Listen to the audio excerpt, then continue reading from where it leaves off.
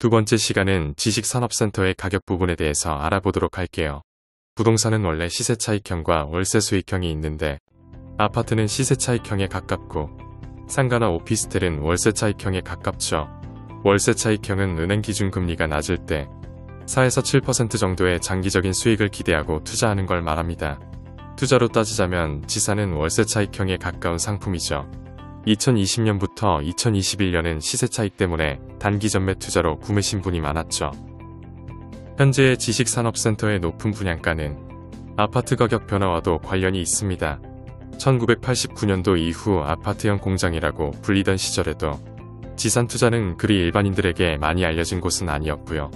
대부분 주변 사업체 운영하시는 분들만 알 정도였습니다. 일반 투자자들은 잘 모르고 있는 분야였습니다.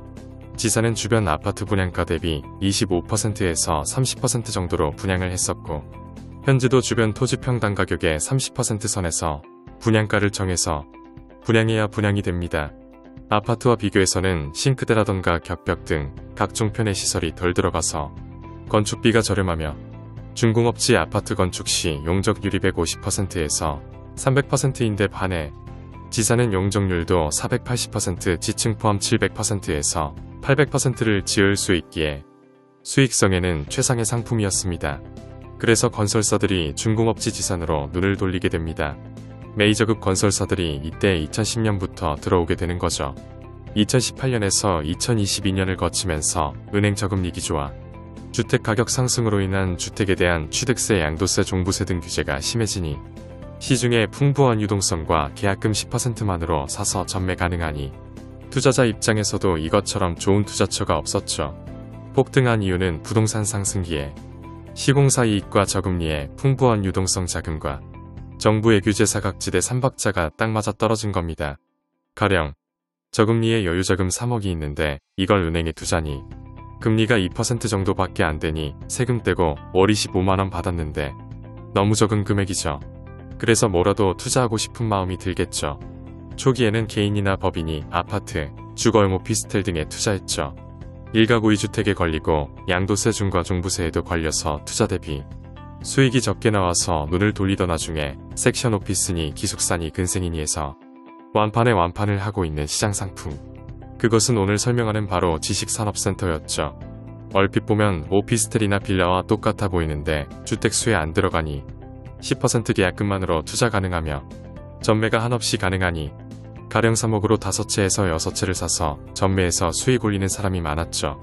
3억짜리 물건에 계약금 3천만원 투자해서 전매하면 되니 5채나 6채를 부담없이 사서 한 채당 짧은 기간에 5천에서 1억 수익 보고 대파는 거죠.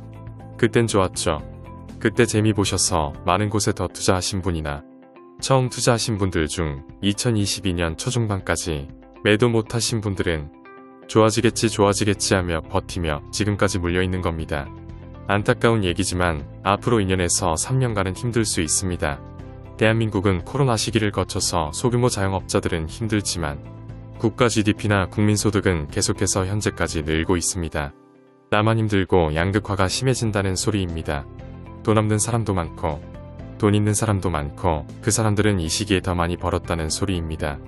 최저임금 상승과 물가 상승으로 소규모 자영업자는 힘들어하고 저희 동네도 주변 곳곳 둘러보시면 빈상가들이 많아지고 있습니다. 이와 마찬가지로 2021년에서 2022년 사이 아파트를 연끌해서 투자하신 분들 저희 동네 기준으로 보면 전세금 3억으로 이런 생각을 하셨겠죠.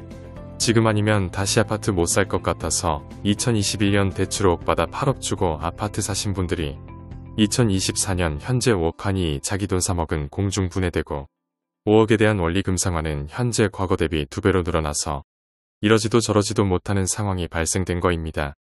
2021년 당시 지식산업센터도 10% 계약금 걸고 전매해서 현재 가지고 있는 투자자들도 지금 똑같은 상황입니다. 전매가 안 되니 내가 중도금 잔금 내고 명의 이전해야 되고 현재 공실인 경우에 이자 부담과 관리비까지 더해지니 너무 고통스러운 겁니다.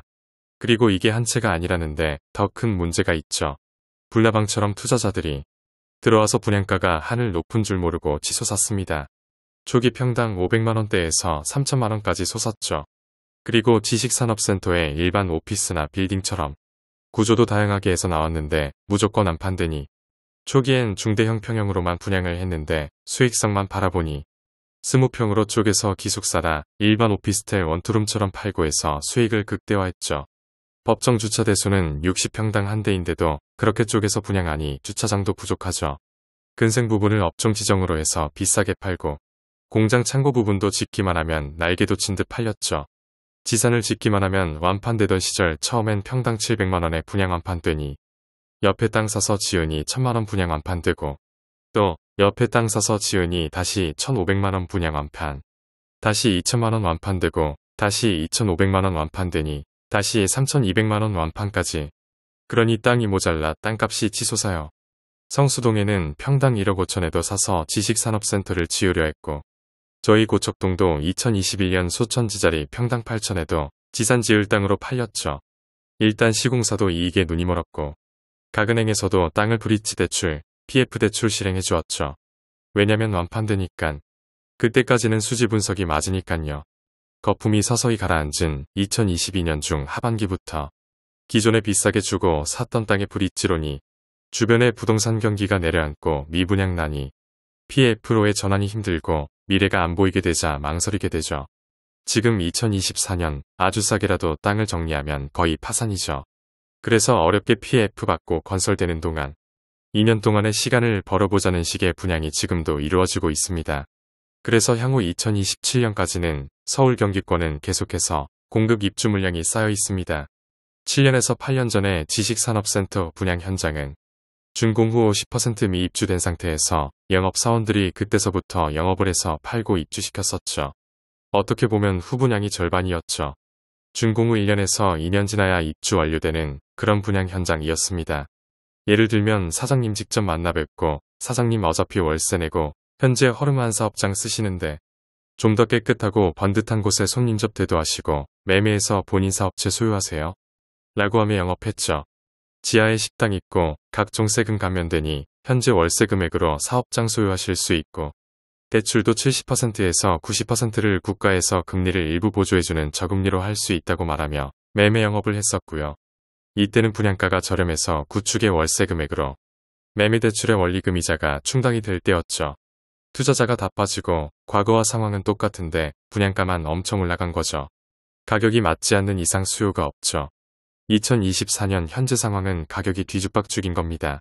과거 성수동 문정동 영등포에 3년 전에 평당 분양한 가격이 2천만원 이하인데 그곳이 2024년 현재 입주장의 분양가 10% 이상 싼 물건이 나오고 성수동, 영등포 입지 좋은 곳조차 저렴한 물건도 나오는데 2024년 분양가가 2,600에서 3,000 정도는 되어야 수익이 나오고 2024년 입주장은 평당 2,000도 안 팔리는데 이게 분양되어 팔 일이 만무합니다.